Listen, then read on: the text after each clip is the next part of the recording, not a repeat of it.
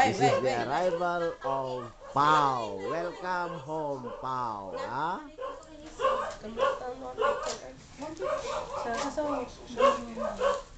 Yan, si Pao, bagong dating. Early morning ng 28th of December. Aha, nandito na siya sa Cagayan. Oh, ayan, si Pao. Pao, welcome. Welcome, welcome. Inaantok ka? Abuyin ko pa eh.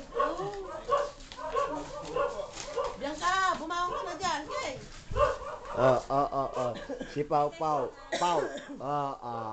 Isang Pao na lang hindi Pao, Pao Yes. Pao lang, hindi pa masama yun. So, we have to welcome Pao. Delphine Pao. Ayun. Ano ka? Nasa Cagayan ka na, ha? Hindi na city ito. Nasa province. Tuyong-tuyo yung buhok. Hindi ka giniginaw. Ha? Hindi ka giniginaw?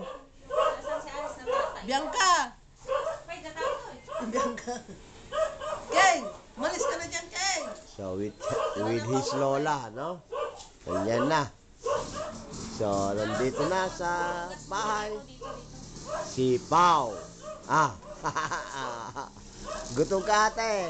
Nagdidila ka eh. Gutom. Gutom. So, there you have it. Arrival of Pao dito sa Ballesteros. Nagwala ka ba sa bus? Bakit? Nagwala sa bus? Bakit? Hindi pa na-assemble yung crib mo?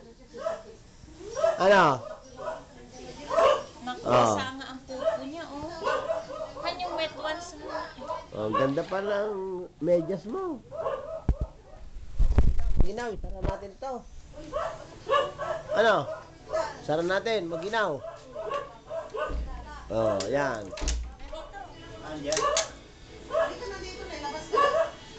Dito mag... Ba't basa na ang tayo Ano? Bakit ka nakatingin sa akin? Kilala mo na ako?